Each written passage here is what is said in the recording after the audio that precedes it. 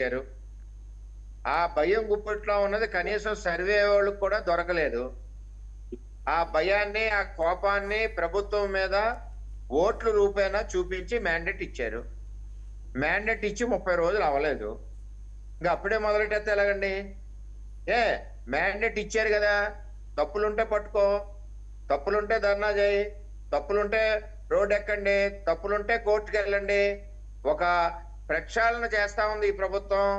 ఈ 5 ఏళ్ళు హెరాస్మెంట్ ఏ విధంగా చేశారో, ఈ 5 ఏళ్ళు ఏ విధంగా లిక్కర్‌లో దోచుకున్నారో, శాండ్‌లో దోచుకున్నారో, మట్టిలో దోచుకున్నారో, వీటన్నిటి మీద ఎంక్వైరీలు అవుతుంటే మీకు మంటెందుకండి?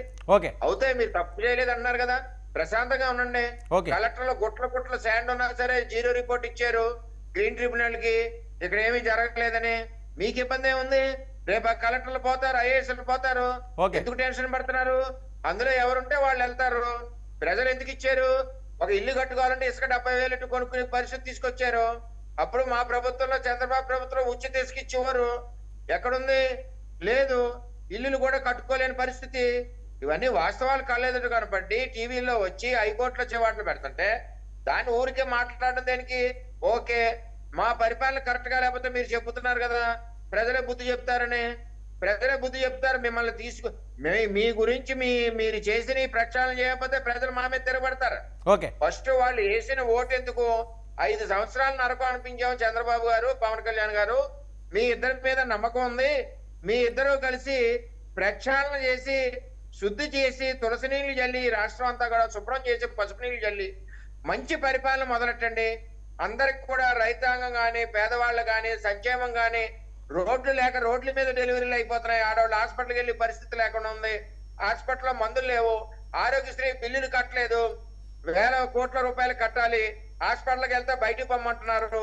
ఇవన్నీ కూడా ప్రజల్లో గూడు కట్టుకుని ఉన్నాయి. ఇంక వర్మ గారు ఆ బాధ్యతలన్నీ మీవి. ఇంకా అని ప్రయోజనం లేదు. మీరు అధికారంలోకి వచ్చేసారు. ఇంకా బాధ్యతలన్నీ మీవే. మావే. అదే చెప్తున్నాను, ఆయనకి తెలియట్లేదు కదా, ఒకసారి చెప్తామని. వీటన్నిటిలో స్వచ్ఛమైన పరిపాలన, ఓకే, ప్రజలు ఆనందంగా ఇచ్చి పరిపాలన ఇవ్వమని మా కూటమి ప్రభుత్వం మీద ప్రజలు ఆశలు పెట్టుకుని ఎక్కడా లేని విధంగా, ఎక్కడా లేని మెజార్టీలుగా ఓట్లేసి గెలిపించారు. ప్రభుత్వం నడుస్తుంది. ఒక పక్కన ప్రక్షాళన అవుతుంది, ఒక పక్కన అభివృద్ధి జరుగుతుంది, ఒక పక్కన సంక్షేమం జరుగుతుంది. ఏదైనా ఒక రోజు ఒక కంపెనీ తెచ్చారండి మీరు, 5,000 రూపాయల ఉద్యోగాలు తప్పితే మీరు చేసిందే ఉంది? అని చేస్తే ఒక పక్కన అన్ఎంప్లాయ్మెంట్ ముందుకెళ్తుంది, ఒక పక్కన అప్పులు తీర్చవలసిన బాధ్యత ఉంది, ఒక పక్కన మీ అప్పులు దాచుకుని దొంగ అప్పులు చేసిన అప్పులను కూడా బయట తీయవలసిన పని ఉంది. ఈ విధంగా ప్రభుత్వం వెళ్తుంది. ప్రభుత్వం చాలా పద్ధతిగా నిజాయితీ అధికారులను పెట్టుకుని మీకు అడుగులొత్తిన అధికారులను కూడా ఇంటికి పంపి పరిపాలన కూడా జరుగుతా ఉంది. ఓకే, నారాయణమూర్తి గారు.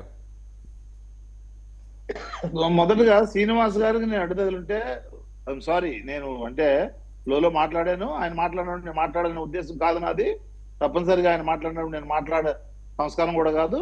నేను మాట్లాడినప్పుడు నేను మాట్లాడతాను, ఆయన మాట్లాడినప్పుడు నేను మాట్లాడను. ఒకటి. రెండోది, నేను ఏమంటానంటే ఇవాళ ఇన్ని చెప్పారు కదా వరం గారు, ఇన్ని చెప్పారు కదా, అప్పులు ఎవరి కాలంలో ఎక్కువ శాతం అయిందో తెలుసా అసలు మీకు? మీరు తెలుసుకోండి ఫస్ట్. మీరు 10 లక్షలు, 5 లక్షలు, 20 లక్షలు నోటుకొచ్చింది మాట్లాడదు దయచేసి. మీరు కూడా బాధ్యత గల రాజకీయ నాయకులు. మీరు ఎక్కడి నుంచి ఎంత అయింది, ఈ సంవత్సరంలో ఎంత తెచ్చారు, దీని మీద ఎంత తెచ్చారు, మీరు కానీ మీ నాయకులు కానీ, నేను ఒకటే అని చెప్తున్నా, మీరు ఒక లిస్టు తెచ్చుకోండి. మీకు నచ్చిన లెక్కలు రాసుకొని లక్షల కోట్లు, 10 లక్షలు, 20 లక్షల కోట్లు, 30 లక్షల కోట్లు, దాని విలువ లేకుండా పోద్ది మాట్లాడిన తర్వాత. రాష్ట్రం విడిపోయినప్పుడు ఎంత ఉంది? ఓకే, 1924 ఎంత ఉంది? చెప్తాం, ఎలా చేశారో చెప్తాము. రెండోది, మీరు ఇంత ఇప్పుడు కూడా నేను ఏమంటానంటే, నేను ఎందుకు చింతిస్తున్నానంటే వీళ్ళు మాటలు విని, ఈయన జరిగితే మేము ఖండిస్తాం అంట్లా. ఇప్పుడు కూడా వాళ్ళ నాయకులేమోని పక్షాదం చేయనంటారు. ఈయన జరుగుతుంటే ఈ ఘటన జరిగింది ఇక్కడ, ఇవాళ ఒక అమ్మాయిని చంపేశారు, ఇక్కడ మానభంగం చేశారు గుంటూరు జిల్లాలో. ఇవాళ విగ్రహం తగలబెట్టారు. వీడియో కూడా మీరు ఇందాక ప్లే చేశారు. నేనేం పంపించలేదు, మీ మీడియాలో వచ్చిందే. ఇలా జరగడం తప్పు, దీన్ని ఖండిస్తాము. రేపు జరగకుండా చూస్తాము. మీరు ఇంతకుముందు చేశారు, ఒకవేళ ఏదైనా అరకొరగా ఎప్పుడైనా జరిగినా కూడా అది నేను ఖండిస్తాను అని అంతా చూడండి వీళ్ళు.